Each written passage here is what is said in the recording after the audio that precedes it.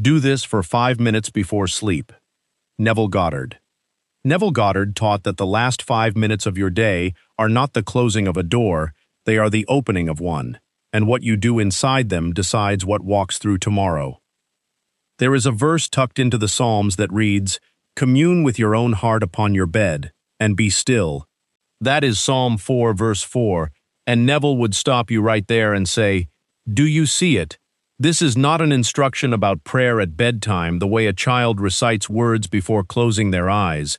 This is a description of the only laboratory you have ever owned, your own bed, your own stillness, your own heart, speaking to itself in the dark, where no one else can interrupt it. And here is the ache underneath it. So many of you have spent that same 5 minutes rehearsing the day's disappointment instead, replaying the email, replaying the tone in someone's voice, replaying the bank balance, and calling that stillness, when it was really argument dressed up as rest. And that argument is what you have been unknowingly commanding into tomorrow. And you are not the only one who has done this. Almost everyone who has ever lain down exhausted has done it too, rehearsing the wound instead of resting from it, mistaking replay for rest, and never once being told there was another way to use those same 5 minutes. So before we go further, let us make a claim together, an assumption you can plant tonight. Say it with me. I am falling asleep as the one who already has it. I am feeling the wish fulfilled in my own chest right now. Imagination creates my reality. And again, I am falling asleep as the one who already has it. I am feeling the wish fulfilled in my own chest right now. Imagination creates my reality. If something in you just went quiet reading those words, if some old tired argument inside you finally softened, then type the 2 words "it's done" in the comments right now. Let it be your seal. Let it mark this moment as the one where you stopped negotiating with your circumstances and started commanding your night. The first key is this. The 5 minutes before sleep are not the end of your day. They are the deciding hour. All day you argue with the world, you defend yourself, you explain yourself, you react to what your eyes show you, and by the time you lie down you are exhausted from all that arguing. But here is the mercy in it. The moment you stop moving, the moment your body goes still and the room goes dark, the outer world loses its grip on your attention. And for the first time since you woke that morning, your imagination is free to work without contradiction. This is why Neville Goddard called this the most productive state. Not because sleep itself is magic, but because in those minutes just before it, you are no longer fighting your senses for control of your attention. And notice how ordinary this window looks from the outside. No candles, no ceremony, just a body sinking into a mattress, and yet Neville insisted that this plain, unremarkable stretch of time carries more creative weight than anything you do wide awake. Because wide awake you are constantly answering to what is already visible, the unpaid bill on the table, the tone of a text left unread, the tiredness in your own shoulders. And every answer you give to those things is a vote cast for more of the same, but lying down, eyes closing, the voting stops. Think of a man lying down after a long day, his mind still running the argument he lost at work, replaying what he should have said, rehearsing the injustice of it, and he falls asleep still defeated, and he wakes still defeated, because he handed his last waking minutes to the very scene he wanted to escape. And he will tell you honestly he did nothing wrong today, he simply forgot that his last 5 minutes were doing something. Now think of that same man choosing instead, in those same 5 minutes, to feel the relief of the raise already given, the respect already restored, not by pretending, not by forcing a smile in the dark, but by shifting his attention the way you shift your body's weight from one foot to another. It is not effort. It is redirection, a small turning of the inner eye away from what stung and toward what is wanted. And you already know this feeling from smaller things, the way a worry can quietly displace a happy thought if you let it sit there unchallenged for 5 minutes. The imagination is always working, day and night. The only question this key asks is whether you will hand it the scene of the day or the scene of the wish. And consider how differently 2 people can lie down in the very same circumstance. Both tired, both facing the very same unresolved matter, and yet one hands the night the wound, and the other hands the night the wish. And the difference between their tomorrows will not be luck, it will simply be what each of them fed while the house was quiet. This is the first key opening the door. You do not need hours, you do not need a special room or a special hour of the night. You need 5 honest minutes lived from the end.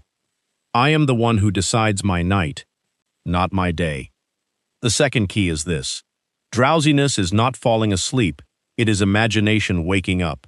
And this sounds like a contradiction until you have lived it, because in ordinary waking hours your imagination is chained to what your 5 senses report. You see the empty chair, and you believe in absence. You see the unopened letter, and you believe in delay. You see the number in the account, and you believe in lack. All day long the senses testify, and imagination simply nods along like a witness too tired to disagree. But in that drowsy threshold, that heavy-eyed, half-here state, where the body is sinking but the mind has not yet released its grip, something quietly reverses. The senses grow dim first. They always do. The eyes close before the mind does. The ears grow distant before awareness does. And in that gap, that narrow, warm gap, imagination, unguarded, unchallenged, becomes vivid. This is the very state Neville Goddard pointed to again and again. Not deep, dreamless sleep, where you have lost consciousness entirely and control along with it, but that threshold just before it, where you are still aware enough to direct a scene, yet relaxed enough that your critical mind, the part that argues back, the part that says be reasonable, the part that says look at the facts, has already gone quiet. Think for a moment of how your day actually runs. You wake, and immediately your senses take the wheel, the alarm, the traffic, the inbox, the tone of a text message. Hour after hour your attention is pulled outward, reacting, defending, explaining, and by evening you are worn thin from all that reporting back and forth between the world and your nerves. But then the lights go down, and something in you finally exhales. And this is not a small mercy. This is the doorway opening. Picture a woman waiting on a phone call that never seems to come. All day her senses confirm silence. She checks the phone. Nothing. She checks again. Still nothing. And each check hardens the belief a little further. But at night, in that drowsy hush, she stops checking. She closes her eyes.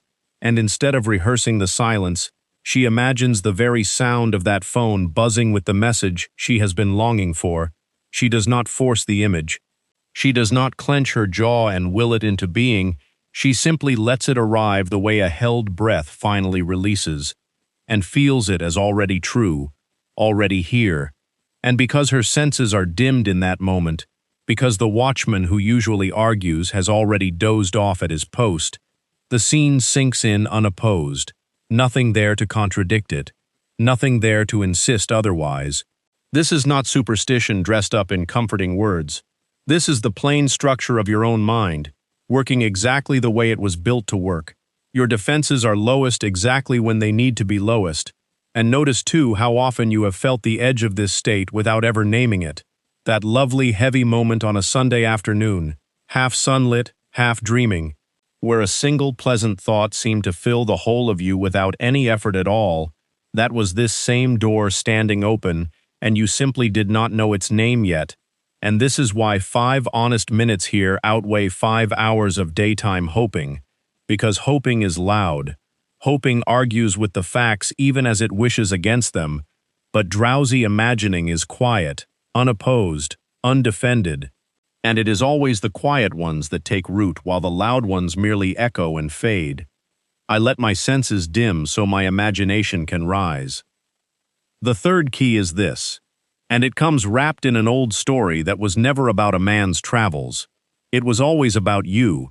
Genesis tells us that Jacob, fleeing his brother's anger, stopped for the night in a certain place, and took stones for a pillow, and lay down to sleep, and dreamed, and behold a ladder set up on the earth, and the top of it reached to heaven, and the angels of God ascending and descending on it. And Jacob woke and said, Surely the Lord is in this place, and I knew it not. Read it as history, and it is a curious tale about a tired traveler. Read it as Neville read it, as psychology, and it becomes the most exact map of what happens in these 5 minutes before sleep that you will ever find. The certain place is not a location on a map, it is the exact spot you are lying in right now. The stones for a pillow are the hard, uncomfortable facts of your day, the very thing your senses insist is true, and the ladder set between earth and heaven is your own imagination. One end resting on your present fact, the other end reaching into the feeling of the wish fulfilled, and the angels ascending and descending are your own thoughts, moving between what is and what you assume, back and forth, carrying the traffic between the two. Notice that Jacob did not build the ladder. He only discovered it already standing there. And this is the part so many miss. You are not being asked to invent a mechanism. You are only being asked to notice the one already resting against your own pillow tonight, whether you climb it on purpose or lie there and let it sway unused while worry uses it instead. Think of a man lying down with the stone of an overdue bill pressing under his head. All he can feel is the hardness of it, the coldness of the fact, and if he does nothing, he will simply drift into sleep, still gripping that stone, still feeling its edges, and he will wake tomorrow having rehearsed lack all night long. But suppose instead he lies there and lets his attention find the ladder. Suppose he climbs, rung by rung, away from the stone and into the felt sense of the bill already paid, the relief already settled in his chest. The quiet exhale of a problem no longer pressing. He has not denied the stone is there. He has simply stopped resting his whole weight on it. He has used it as a starting point rather than a resting place. This is the exact motion the old story is describing. Earth on one end, heaven on the other, and your attention as the traveler moving between them every single night, whether you steer it or not.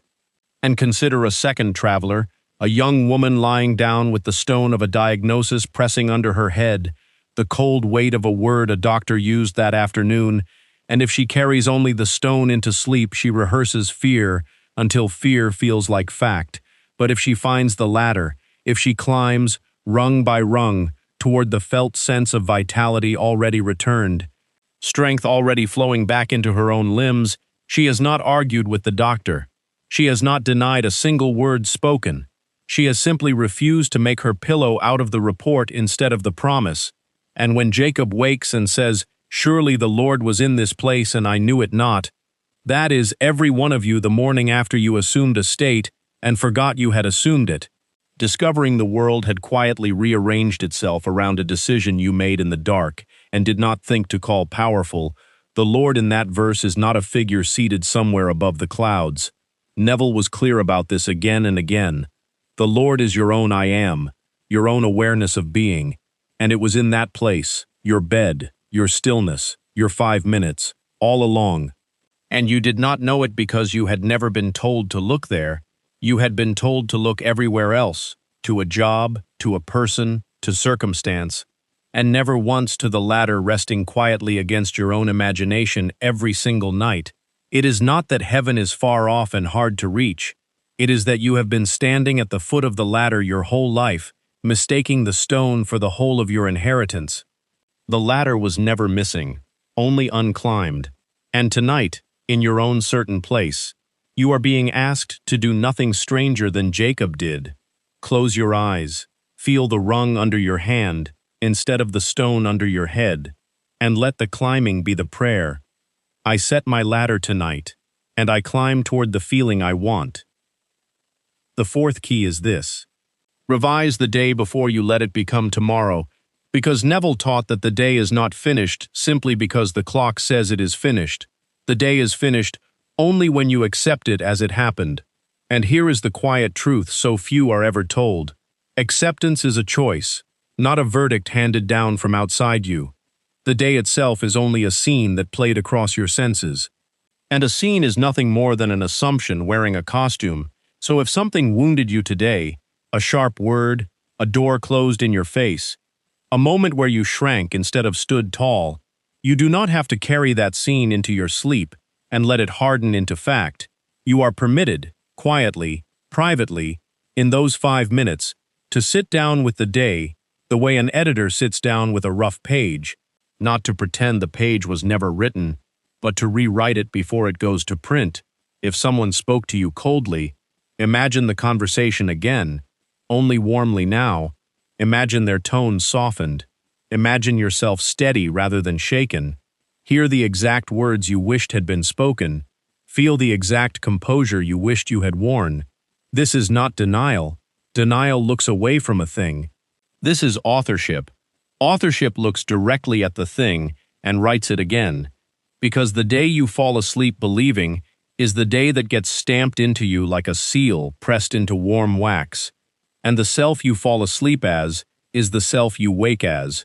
Consider the ordinary evening of anyone you know, the small sting of being overlooked in a meeting, a suggestion ignored, a credit given to someone else, carried untouched into the pillow, replayed there in the dark, festering all night unrevised, and morning arrives and that same person wakes, still tender, still bracing to be overlooked again, walking into the very next meeting already expecting the same treatment.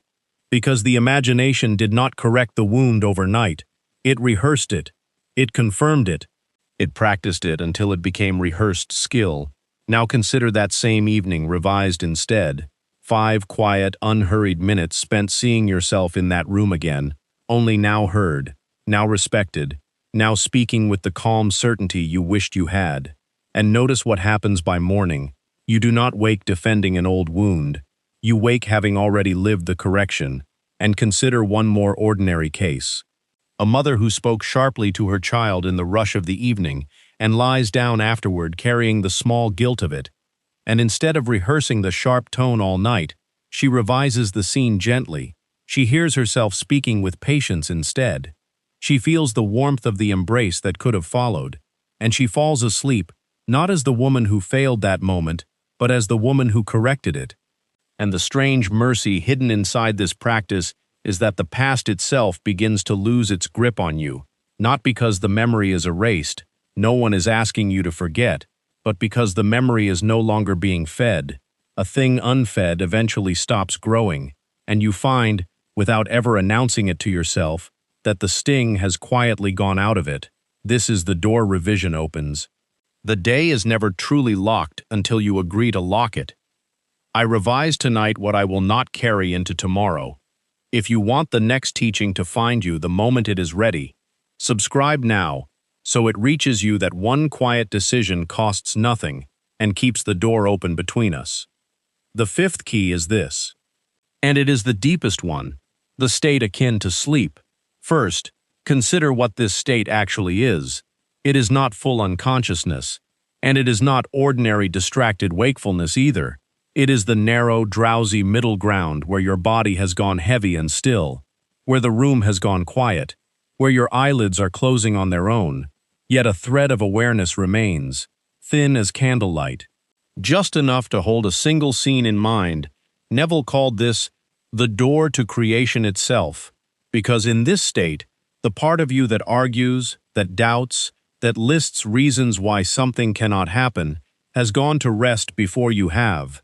It is like a watchman who has finally fallen asleep at his post, and only then can something new slip past him, unquestioned. Second, consider how you enter it, not by forcing your eyes shut and gritting your way toward sleep, that only tightens you and keeps the watchman awake, but by lying down, relaxing every part of your body deliberately, the shoulders, the jaw, the hands, releasing them one by one, the way you would loosen a tightly closed fist, and then, and only then, bringing to mind one single scene, small, specific, sensory, a scene that could only mean your wish is already fulfilled, not a vague feeling of general goodness, but one exact moment, a friend's voice saying the words you long to hear, a hand shaking yours in congratulation, the specific weight of a key in your palm. Third, consider why it must be small, because a large, sprawling scene keeps the reasoning mind employed. It has too much to inspect, too many parts to doubt, but a small scene slips in whole, complete, undefended. This is why Neville taught that the smaller and more natural the action, the more readily it is accepted. A nod, a handshake, a single word spoken in a familiar voice. These are easier for the drowsy mind to hold than an entire unfolding story. Fourth, consider what you do with that scene once it is chosen. You do not narrate it. You do not describe it to yourself in sentences the way you would tell someone else a story.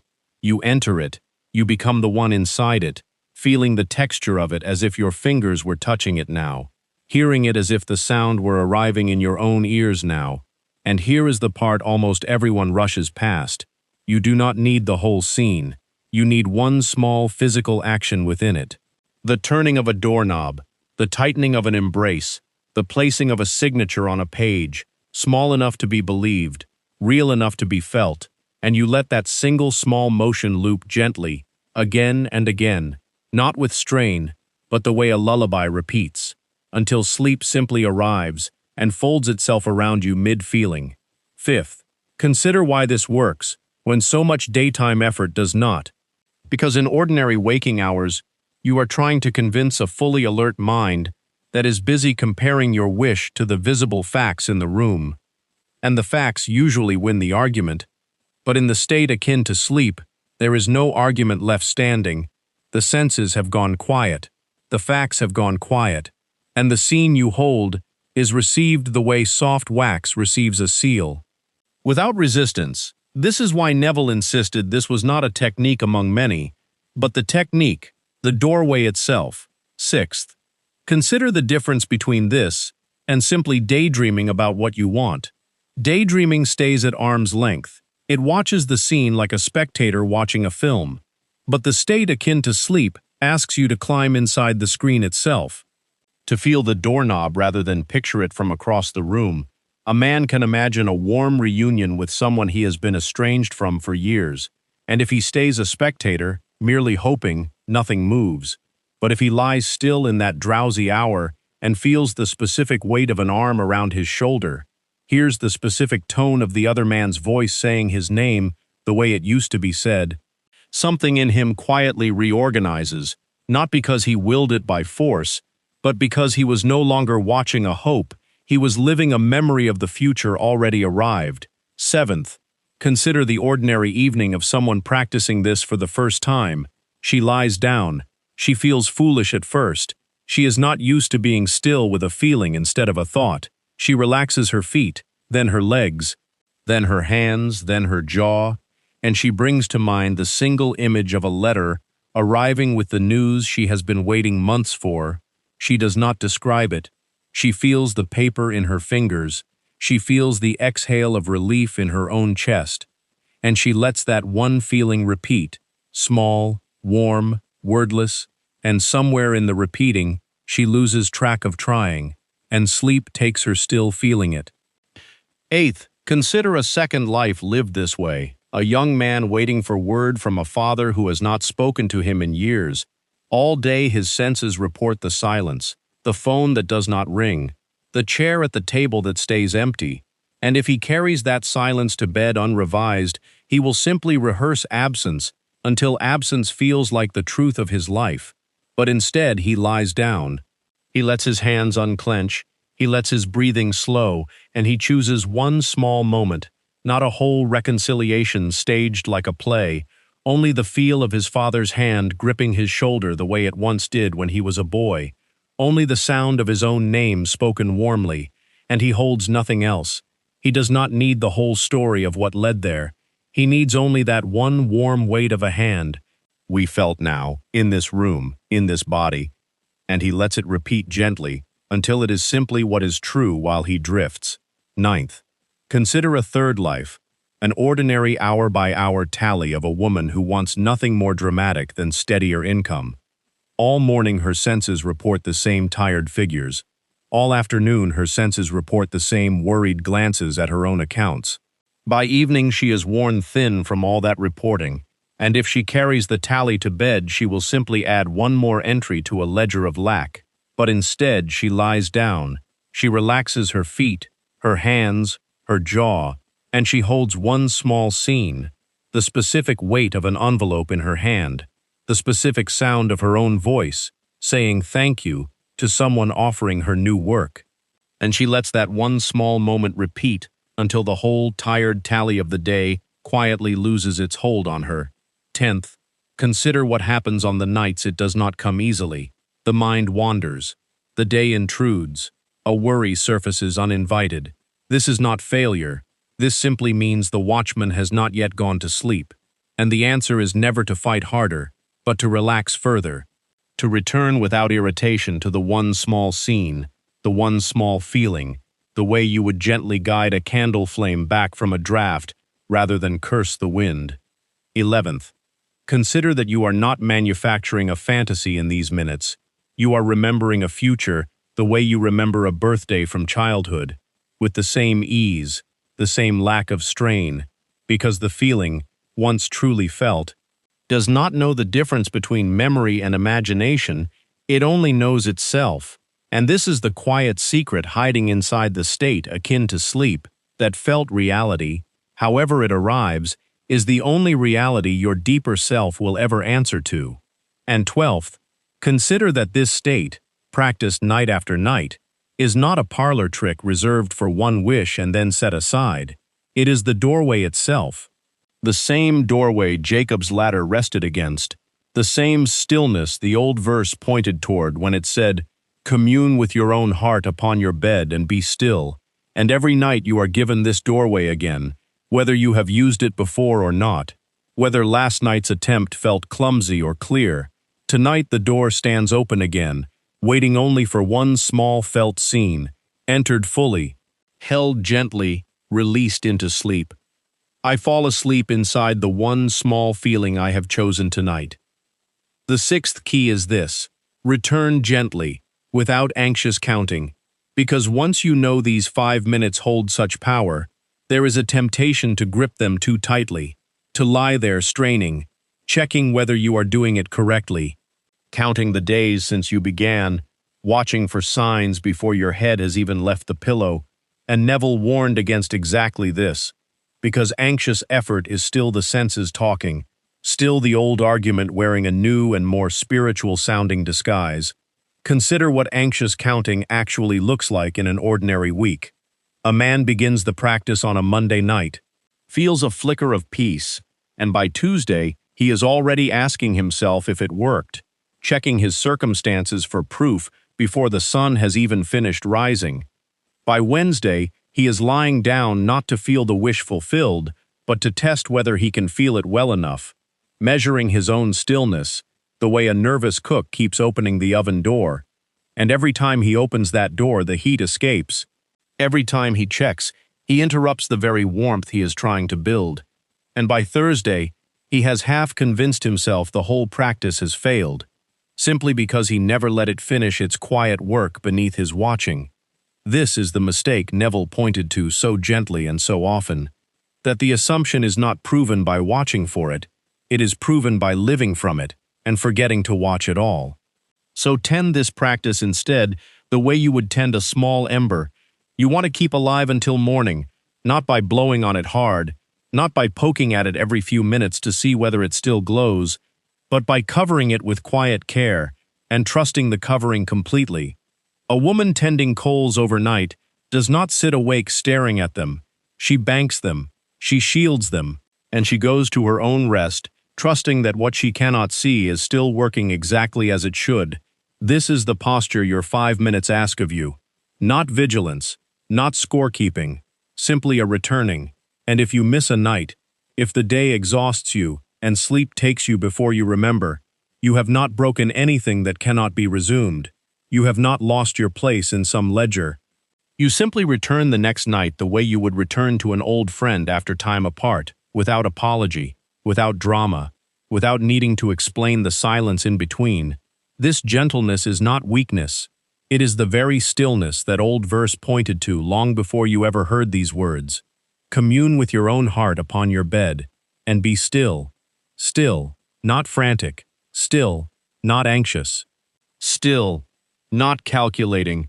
And this is where the 5 minutes stop being a technique you perform for results and quietly become simply the way you live your nights from now on, an appointment kept with your own imagination faithfully, without needing to make a show of it even to yourself, without needing anyone, even you, to be watching. I tend this quietly, without straining, and let it be enough. Here is the whole picture. The 5 minutes before sleep are the deciding hour, not the end of the day. Drowsiness is not falling asleep. It is imagination waking up, while argument goes quiet. The ladder Jacob saw was never outside him. It was his own imagination, reaching from the hard stone of fact into the feeling of the wish fulfilled. Revising the day before sleep is how you stop carrying yesterday's wound into tomorrow's face. The state akin to sleep is the doorway itself. One small felt scene entered gently and released into rest. And tending it without anxious counting is what lets it stay lit night after night. And if you look closely, you will see these were never 6 separate keys at all. They were 6 turns of the one same key. The recognition that your own attention, given gently to a chosen feeling in that soft place before sleep, is the entire mechanism. Nothing more mysterious than that, and nothing less powerful either. Say it with me one last time. I am falling asleep as the one who already has it. I am feeling the wish fulfilled in my own chest right now. Imagination creates my reality. And tonight, when you lie down, when the room goes quiet and your eyes grow heavy, remember there is no need to reach far for what you want. It is as near as the last 5 minutes of your day, waiting there the way it always has, for you to finally do this, for 5 minutes, before sleep.